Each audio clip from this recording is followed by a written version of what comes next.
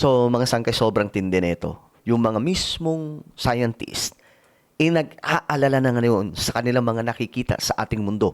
Dahil tila baga, hindi na po napipigilan ngayon mga sangkay itong mga weather events na sobrang titindi.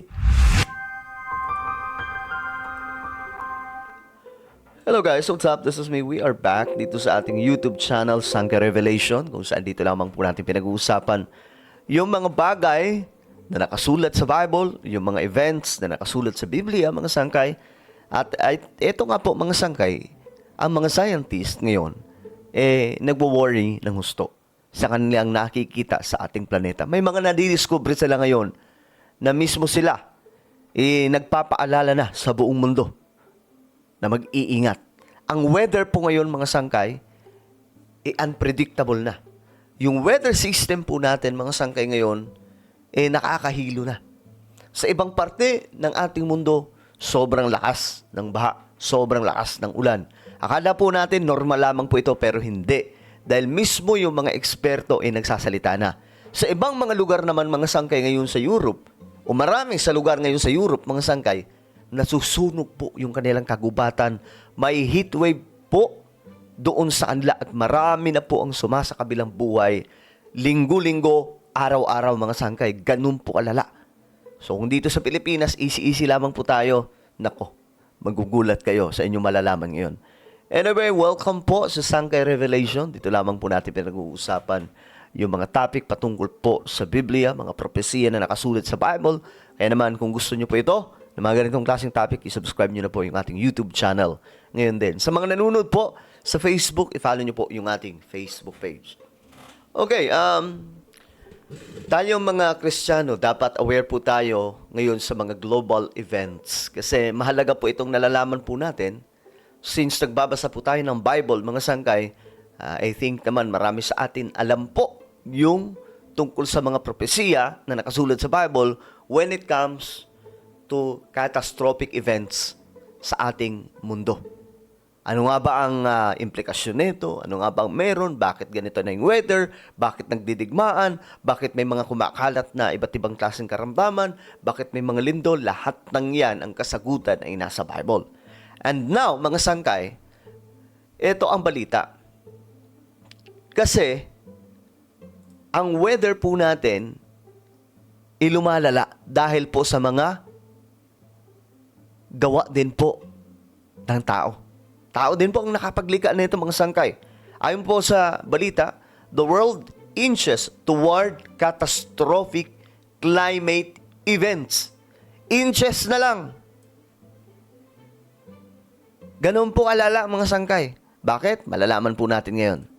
I've been AP's climate and environment editor for nearly 5 years. I've read and edited thousands of stories and analyzed numerous models on global temperature rise, which comes mostly from greenhouse gases being released when oil, gas, and coal are burned. One thing that worries me is the possibility that we are heading towards truly catastrophic extreme weather events. Grabe, no?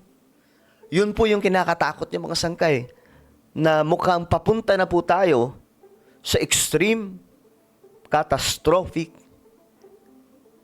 climate events. Alam nyo, pag binasa nyo po yung Bible, mga sangkay, especially in the book of Revelation, makikita nyo po doon yung mga disaster sa ating mundo na tuwing magbubuhos ang anghel ng ating Panginoon ng matinding salot sa ating planeta, mga sangkay, nagkakaroon po ng major climate events. Matindi po yun, mga sangkay. Talagang marami ang papanaw ayon po sa Bible. Pag-uusapan po natin ang Great Tribulation. At ngayon, mga sangkay, mukhang ito po ang magtutulay sa kung anumang paparating na major prophetic event na nakasulat po sa Bible. Imagine a heat wave that kills 1 million people, or a tropical storm and subsequent flooding that batters and washes away entire cities. Grabe, no? Sipin nyo, ang dami pong pumapanaw dahil po sa weather natin ngayon, yung heat wave, yung mga pagbaha, Pambira mga sangkay, ganun po kalala ang ating planeta. Of course, the heat waves, tropical storms, flooding, droughts, and wildfires are already happening Lahat ng yan nangyayari on a ngayon. large scale. But our larger disturbances, what we have only seen in books and in movies, on the way. We continue to send billions of tons of greenhouse gases into the atmosphere. Major ecosystems from corals to the Amazon rainforest Grabe. reaching tipping points. And at least for the next year, we have a major accelerant in El Nino, a naturally occurring weather phenomenon that leads to warming in parts of the world. So next year po talaga may major event na magaganap pagdating po sa weather po natin dahil po sa El Nino. I decided to check in with some of the world's top scientists and experts to see how they are viewing this moment. Ito, mga The sangkay. long-term warming trend that's increasing the risk of a lot of these big Ito, si Daniel Swain, climate scientist. hazards. A big El Nino puts an exclamation point on that and greatly shifts the global climatology to favor severe flood risk or severe drought risk, respectively, in different parts of the world. Of course, climate scientists are always careful in their language, and Correct. with good reason. Nobody can say for sure when or where a mega disaster may happen. But we do know the intervals between extreme events are shortening. Arguably, we may have already entered a time of mega extremes. Grabe. Mega, ang tawag po niya dito is mega weather extreme events. When will it happen? Mga sangkay, yun yung tanong nila eh.